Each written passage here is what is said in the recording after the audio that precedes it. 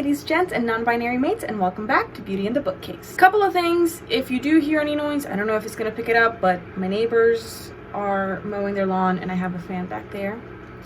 Also, I've been having an allergic reaction to something in the air, and my face has been really sensitive, so if my makeup looks really patchy or if I don't do a lot of things around my eyes, because those hurt the most, that's the reason. Anyway, today we are doing part 3 of my series reviewing the first opening lines from famous novels.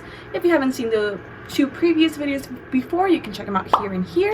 Essentially, what I'm going to do is I'm going to be doing books 51 through 75 today. And they're going to be rated on a tier list from 1 to... I'll share a link for tier list 1, 2, and 3 in the description below. You can make your own. You can tag me on Instagram or Twitter or Facebook or whatever. And yeah, I'd love to see which of these resonate most with you. If we have stuff in common, if you completely think I'm wrong in every way, tell me. Let me know in the comments. Sinclair Lewis's Elmer Gantry, 1927. Elmer Gantry was drunk. So I've said before, you know, it's kind of hard when you have these just like really quick one-liners. I think they can sometimes be really, really good. Sometimes they can just be kind of like lackluster because there's not enough context behind them. So for me, this is pretty meh. I mean, I think, you know, there's a bit of interest in knowing, you know, what kind of person they are when they're drunk. You know, are they talkative? Do they like share too much? Are they sentimental? So I think that could be definitely a good device. I just feel like it could go either way. Like, I'm not disinterested. I'm not like, I don't think this is for me. Or maybe if it was just something, for example, like Elmer Gantry was drunk and everybody knows that when he starts drinking, he starts spilling his guts or something. You know, if it told me already kind of like what was going to go on in the next bit, I think that could draw me in a little bit more. But overall, I mean, I don't think it's bad or good. I would put it just right in the middle. So Elmer Gantry is gonna go in our okay tier. Up next, we have Louis Erdrich's Tracks from 1988. We started dying before the snow, and like the snow, we continued to fall. Now, I really like that immediately.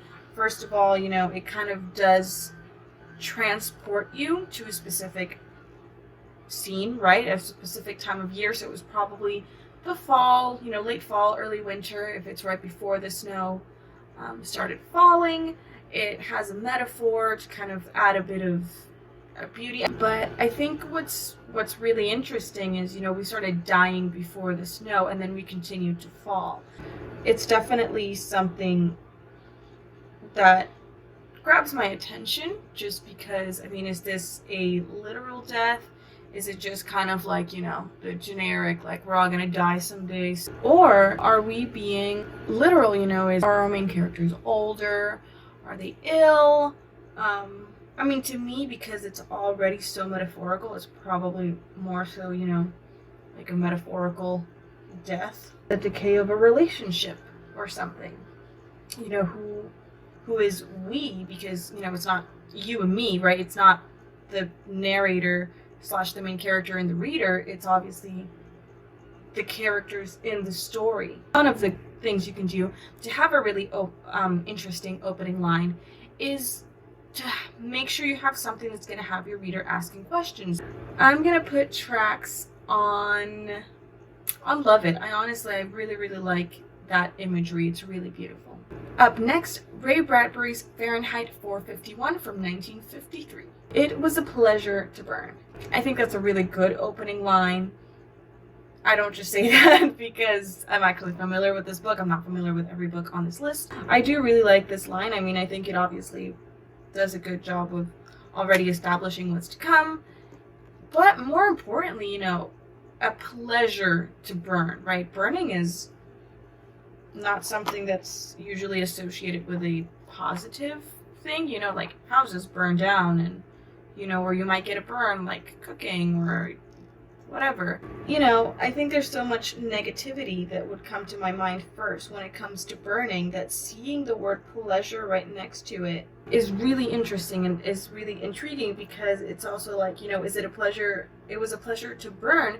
It's not necessarily saying it was a pleasure to burn something. It can be kind of like about the main character. You know, you could treat this metaphorically as like it was pleasure to be like burned at the stake, metaphorically, you know, criticized or judged by people because maybe, you know, you thought you were doing the right thing, you believe in what you're doing, and so it's still a pleasure. Fahrenheit 451, it goes into Love It. Up next, we have Graham Greene's The End of the Affair from 1951. A story has no beginning or end. Arbitrarily, one chooses that moment of experience from which to look back or from which to look ahead.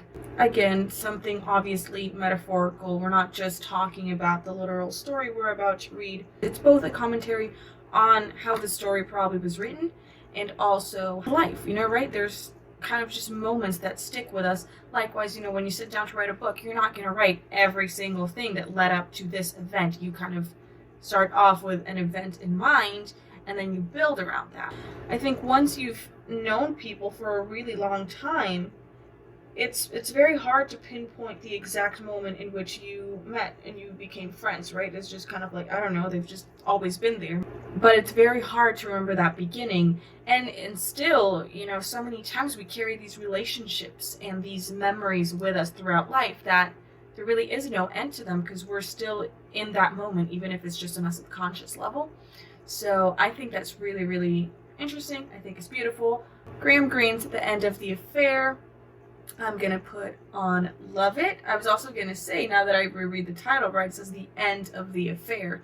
So it is kind of hinting at the end of some type of relationship or some type of situation. The title is telling us there is an end, and then our first line contradicts that immediately by being like, no, there is no ending. So that's interesting. Flann O'Brien at Swim Two Birds from 1939. Having placed in my mouth sufficient bread for 3 minutes chewing, I withdrew my powers of sensual perception and retired into the privacy of my mind, my eyes and face assuming a vacant and preoccupied expression. Definitely starting off in the middle of the action. I think there's like tiny details here that are so interesting. Everything that the character is doing feels very calculated, right? You've placed exactly enough bread for 3 minutes chewing, which is something that, you know, tells you this isn't the first time they've done this. And then, you know, I withdrew my powers. It's something, again, it's very, very controlled, right? It's a person who potentially is in a situation where they might have felt powerless, but they're kind of taking back that power for themselves. You know, it doesn't necessarily need to be negative. I don't think it's necessarily that they're in a confrontation, but clearly they're wanting to disguise their real emotions or attitudes right now, whether, you know, for good or bad reasons, I don't know, but they're doing kind of a show of it. They're letting the reader know that this is a situation that they are managing. I think we only do that when we're either in a really uncomfortable situation, or if the person is quite manipulative and they're trying to put on a very specific persona to control the situation. It's interesting that you have vacant and preoccupied though, because, you know, somebody who's preoccupied is usually very frantic, and then, you know, to have that vacancy is to sort of remove yourself from the situation, which this person clearly is, because they're trying to rehearse their behavior. They're trying to adapt it to a specific scenario, which I find really interesting. And, you know, it's assuming that expression, right? It's not actually feeling it, it's just putting it on. And that's pretty fascinating, and we're gonna put that on Love It. Daniel Defoe's Robin Crusoe from 1719. I was born in the year 1632 in the city of York, of a good family, though not of that country. My father being a foreigner of Bremen who settled first at Hull, he got a good estate by merchandise, and leaving off his trade, living afterward at York, from whence He had married my mother, whose relations were named Robinson, a very good family in that country, and from whom I was called Robinson Kreutzner. But by the usual corruption of words in England, we are now called, nay, we call ourselves, and write our name Crusoe, and so my companions always called me. That is a very long first sentence. We love it when the entire novel is just one sentence. I can't complain because I think every video I've been like, no, you should add more details and tell me more about the setting and tell me more about the character. And this person literally gave me their entire, family biography. That's a lot of information. I mean, I think it's interesting. I just think it's really hard to follow when you just have that much without a full stop. Yeah, my ADHD brain just goes like, I have no idea what just happened.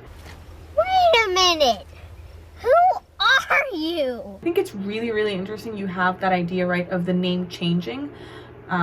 That's something very particular, I think, for immigrants. And what I think is even more interesting is usually, when you talk to somebody who's come to, let's say, America, in my case, I don't think it's something that people do often for themselves. I think it's something that they do to just fit in, right? To meet the expectation that they adapt, and what better way to adapt than to change your name to fit, the language and the culture that you're living in. But what's interesting is that they don't say just, they start off saying, we are now called, and then it says, nay, we call ourselves. So, it's them either embracing this and embracing this new identity that has come with moving, or it could be them trying to kind of reclaim then that identity of theirs that's taken from them when people start going like, I can't pronounce that, so I'm just gonna say Crusoe. Maybe it's them kind of like taking back that name and being like, okay, well, if this is what you're gonna call me, then I'm gonna define who the Crusoes are. You don't get to sort of create that story for us. I'm gonna dock some points off because that was unbelievably long, but I think it's interesting, particularly what I mentioned. I'm gonna put it in okay. It might move, who knows. It's all gonna be a surprise. David Markson's Wittgenstein's Mistress, 1988. In the beginning, sometimes I left messages in the street. In the beginning always feels so biblical to me, like if you've ever read the Bible or have gone to church and have had the Bible read to you, you have that like, in the beginning God created blah blah blah blah blah. So maybe it's an illusion. I was just interested in like what was meant by that, right? By I left messages in the street, like what type of messages, or like, I immediately thought graffiti, that's where my mind went, but like, did you mean like little notes, or is it even something more metaphorical? Like, was it a thing of like the way you presented yourself when you were out in public? Was that kind of putting on to try and shove a message or share a message with whoever was walking by? So, I mean, I think it's interesting. I think it's a bit vague. I mean, I feel compelled to read it because I want to know what that means. But I think in comparison with some of the other things that we have seen where there's a bit more imagery and a bit more complexity in it, I would rate this in okay instead of love it. So George Eliot's Middlemarch from 1872. Miss Brooke had that kind of beauty which seems to be thrown into relief by poor dress. I really like this. I think it's very descriptive, but I think it's just clever. Yes, we're being told she's beautiful, whatever. We've heard that a million bajillion times. Perfect, you're beautiful, you look like Linda Evangelista, you're a model. In this specific one, it's kind of like she gets relief, is thrown into relief by poor dress. So it's kind of like she's very pretty, but perhaps she doesn't like to flaunt it, Either maybe it's suggesting that she doesn't have the money to dress better. Poor! Or it's just saying kind of like maybe she or somebody else, maybe her parents or somebody have been trying to like throw people off her scent and sort of preserve her innocence by dressing her in things that don't flatter her, Or maybe she's trying to just go unnoticed, right? She doesn't want to be seen as just this beautiful woman, so she dresses herself in a way that detracts from that and kind of makes her a little bit, you know, more of just anyone else. And it could just be a defense mechanism, right? It doesn't necessarily have to be something about the idea of preserving her virtue or whatever, you know. It could just be somebody who wants to either be seen as something more than their beauty, or they're not confident in their own skin. So we're gonna put that on Love It. Joseph Heller's Catch-22. It was love at first sight. It's not love at first sight for me with this. It's just so generic. It's so generic. I mean, obviously you do want to know who they're falling in love with. Is it a person? Is it like an event? Is it like doing something? So, I mean, yeah, I can see where you could be compelled by this. I mean, of course I'd read it because it's Catch-22, but if it wasn't Catch-22 and somebody just handed me like a list and they were like, okay, you can pick one of these 5 books just by reading their first line, which I don't think I would pick that book, even though the book is actually interesting. I would say this probably isn't doing it as much justice as it should. So for me, it's not like a why, like I'm not like this is the worst thing I've ever read, but it's gonna go on, it's not bad, but it's a bit generic. Gilbert Sorrentino's Imaginative Qualities of Actual Things from 1971. What if this young woman who writes such bad poems in competition with her husband, whose poems are equally bad, should stretch her remarkably long and well-made legs out before you so that her skirt slips up to the tops of her stockings? I read this and it kind of gave me like Frederick Bachmann. It gave me like his vibes. You know what I mean? Like it was just like funny and clever, and it kind of just puts you in like a weird scenario immediately, and I loved that. Because again, you know, we usually have such serious opening lines, right? Because you want your characters to be taken seriously. So that her skirt slips up to the top of her stockings, you know, that again feels very calculated. It's very much like, what if this person who is probably, you know, aware of their attractiveness or like their sex appeal or whatever, what if they did something, you know, sensual? Is it like as an invitation? Like, are they trying to distract you, or is, you know, is our narrator just kind of looking at this couple from across the way or whatever and being like, oh god, like what if she just did this because I'm so attracted to her? I'm definitely putting that on Love It. And probably, that's for sure, I'm telling you right now, that's going up to Angelic Sound. W. Somerset's Mogam, The Razor's Edge, 1944. I have never begun a novel with more misgiving. I have said before, I hate books that start with lines about writing the book because I think it's lazy. However, I do think this does something way more interesting than the ones we've seen before, where they're just kind of like, you're about to read this story, or like, this is the story about this person. Because we have an author who feels uncomfortable. And you immediately want to know why. If they're, you know, feeling uncomfortable about putting this out there, why am I reading it? Why are you sharing it with me? If you're anxious about like something about it, you know, is it gonna be really dark? Is it something that is gonna reveal maybe too much of the author? So I think it's really interesting to have this idea of like this author feeling so uncomfortable and yet putting it out there. So I am gonna put it in okay. Honestly, I don't hate it. Ann Tyler's Back When We Were Grownups from 2001. Once upon a time, there was a woman who discovered she had turned into the wrong person. Again, I think that's something really, really interesting because it's unexpected, and you know it's not literal, right? It's not like a Freaky Friday type of situation where you wake up and you're somebody else. This is very much a scenario of somebody who had a plan for who they were supposed to be, and now they've grown up and that's not where they're at. And I think that's something very vulnerable and very relatable. I think we've all, well, I don't know. I personally have had, you know, moments where I'm just like, this was not who I was supposed to be. This is not how it was supposed to turn out. This is not the plan I had in mind. And I think that's a huge part of growing up, is sort of seeing how far away from where you thought you would be, or how close maybe you are, and realizing that maybe you sacrificed the wrong things to get what you wanted and it wasn't what you wanted, or, you know, there's just that feeling of being stuck and just wishing you were doing something else, or you were more important or whatever. And I think that's something really, really interesting here that is gonna put it in that love it tier for me. J.K. Chesterton's The Napoleon of Notting Hill from 1904.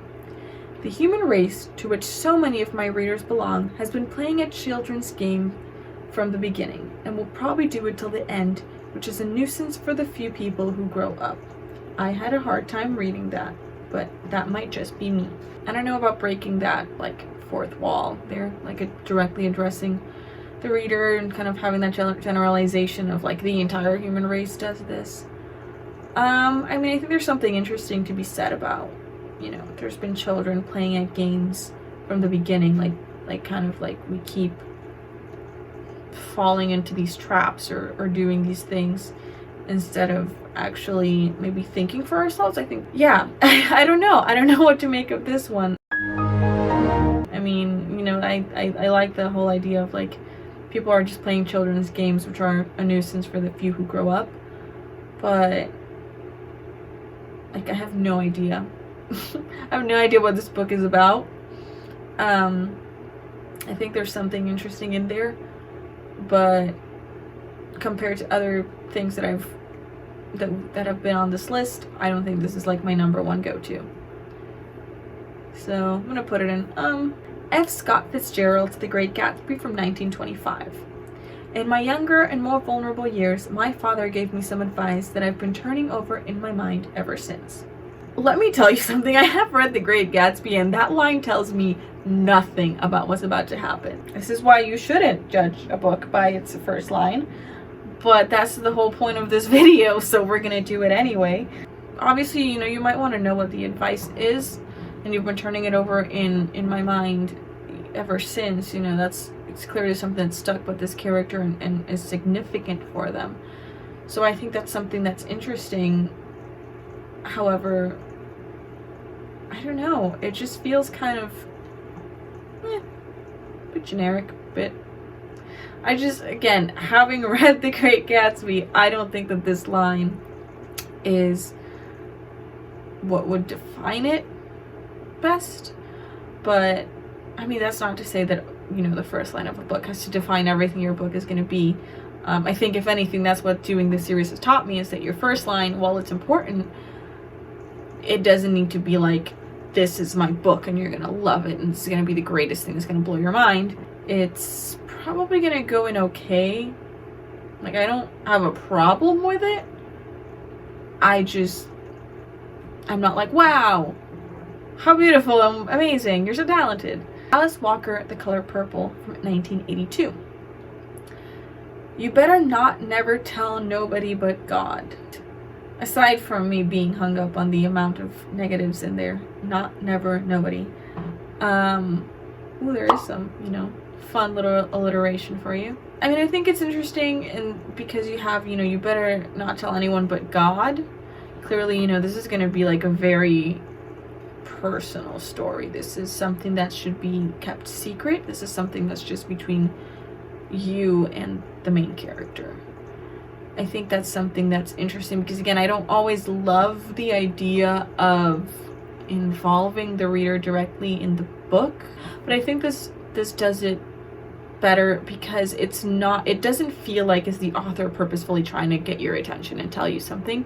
It genuinely feels like this character is approaching me and being like, I'm about to share something with you, but, like, this is just between us. It feels a lot more intimate, I guess, and a lot less, like, staged, I guess, which is kind of silly because every single word in a book is so carefully curated, you know. So color purple, we're gonna put it in Love It. Salman Rushdie's The Satanic Verses from 1988. To be born again, sang Gabriel Farishta, tumbling from the heavens. First you have to die. Yeah, sounds like a cult. Interesting to start off with dialogue. Now I feel like I want to go through like all of my books and see how often that happens. I mean, that's really starting in the middle of the action if you just start straight off the bat with dialogue.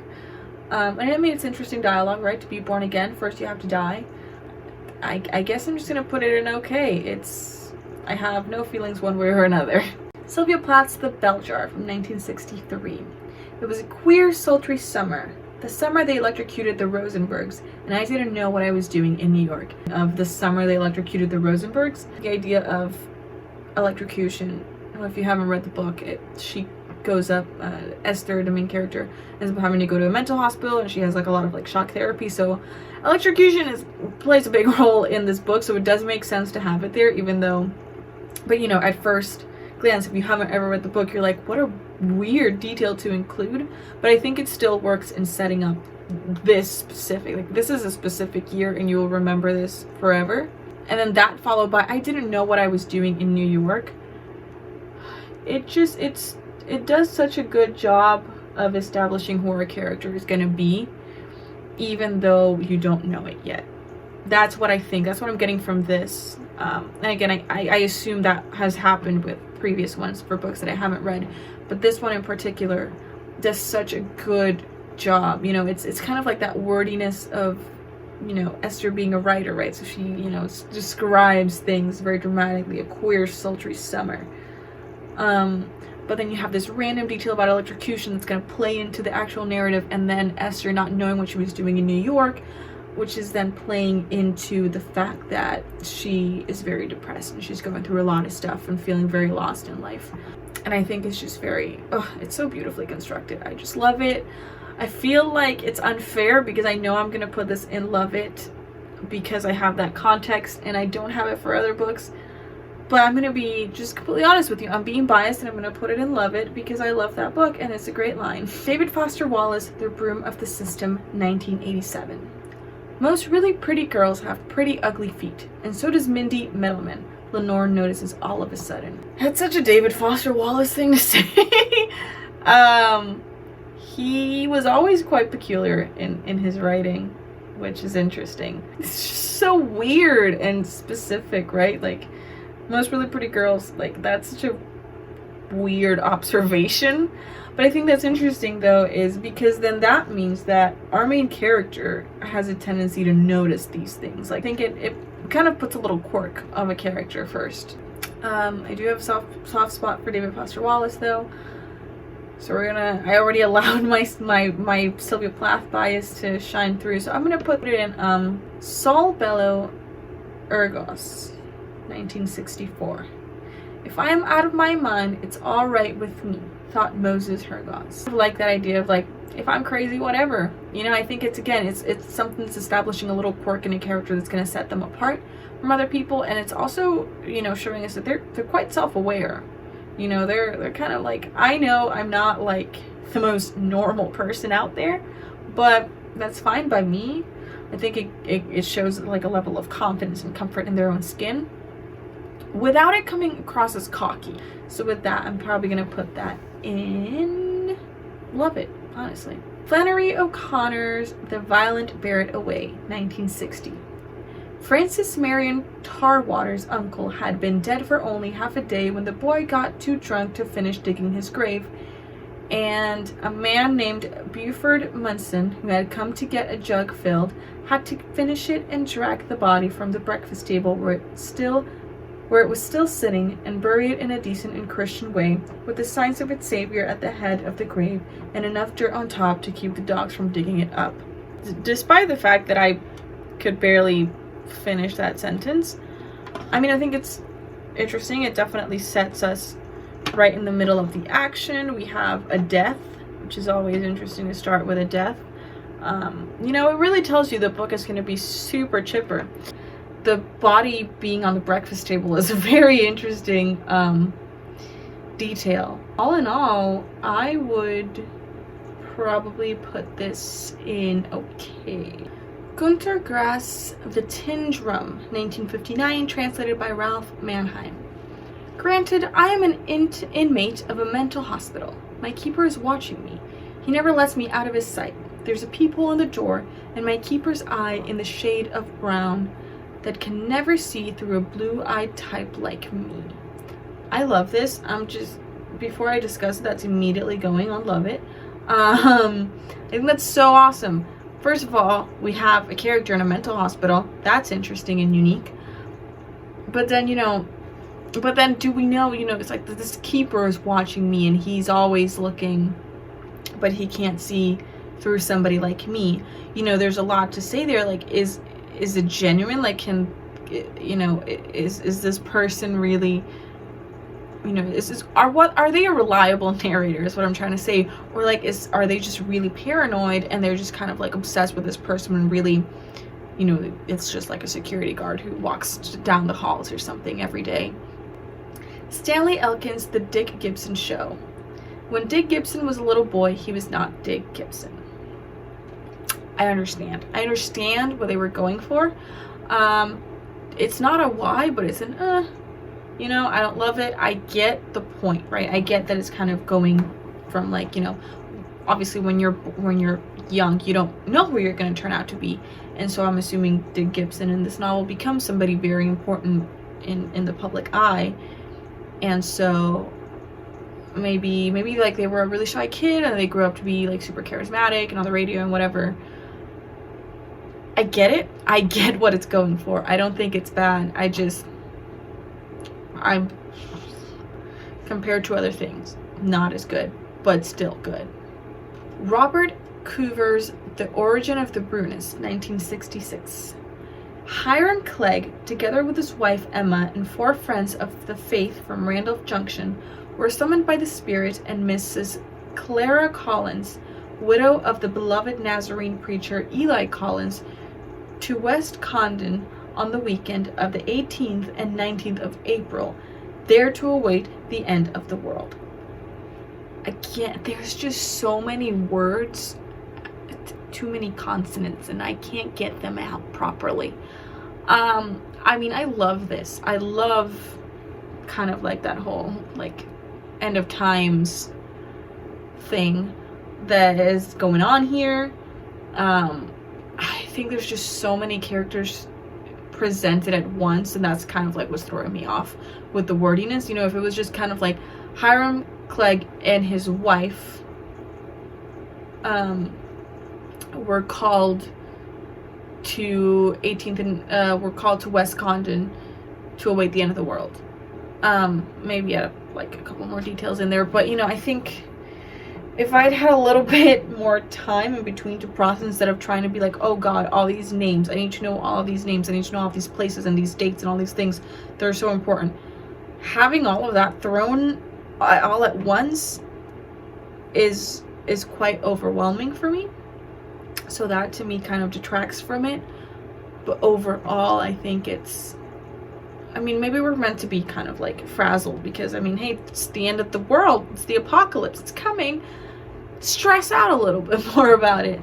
So yeah, I think it's good. I'm gonna put it in okay just because is it too many words, too many details for my little ADHD brain to not freak out and just be like, how there's all these details, we're not gonna remember any of them.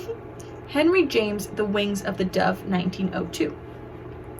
She waited, Kate Croy, for her father to come in, but he kept her unconscionably, and there were moments at which she showed herself in the glass over the mantel, a face positively pale with the irritation that had brought her to the point of going away without sight of him. Again, we kind of start in the middle of conflict. We have a person who's sort of thinking about what they're doing. I think it's a little less obvious in this one, I think is what I'm sensing. it's a little less rehearsed. It's more so like when she looks at herself in the mirror, like the look of frustration, like she kind of acknowledges her emotions just then. It's just like, whatever, I'm not doing this. I mean, I think it's interesting because you have so many emotions and like words are so hard for me today. Yes, I think my brain's just clocked out for the rest of the day. We have one more after this, so sorry, Henry James, I'm putting you in. Okay. Last one, Ernest Hemingway's Farewell to Arms, 1929. In the late summer of that year, we lived in a house in a village that looked across the river and the plains to the mountains. From the perspective of probably, you know, somebody who doesn't love description or who doesn't think is as essential, you know, I think this is definitely a detail that could have come later on, right? Like, we could have just had this information presented later on after having a bit more of an impactful opener that did a little bit more to establish the story. Maybe it's just kind of trying to set like a sense of peace before, you know, a calm before the storm type thing. Yeah, I mean, I like it. I think it's very, like, I can picture the type of place that they're discussing, but I don't think it's, I think it's just kind of lacking a little bit more detail to really tell me who these people are or who the story is or why I should care or why I should read on. But it's still very well written. Props to you. Goes into for the first time, I think I haven't had a single thing in Y. Hallelujah for today, where we have so many things in Love It and nothing in Y. It was a good day. It was a good day for literature today. Things that I would move up. I moved up tracks because I really loved that imagery of the snow and the whole metaphor of, like, you know, we were dying. Talked about that at the beginning. I picked up Swim Two Birds and Angelic Sounds as well. I think it did something really clever by kind of having these like rehearsed motions. I think that's something really interesting about the character. Picked Middlemarch because I really just like that tiny detail of kind of like she was so beautiful, but she dressed poorly as a way to distract from that. That was interesting. Imaginative qualities of actual. Picked that one. I thought it was really witty and funny and fun and reminded me of Frederick Backman. I picked Back When We Were Grownups because I really like the whole idea of growing up and being the wrong person. The Bell Jar, I don't need to explain. I love that book. And Tin Drum because I loved that idea of like the paranoid main character. So that has been our video. Thank you so much for watching as usual. Make sure to leave a like if you enjoyed this, and I will have part 4 up at some point soon. Make sure you leave a like if you enjoyed it and subscribe for more videos like these. And I will see you guys next time, where hopefully my face isn't on fire and I'm not having an allergic reaction to life.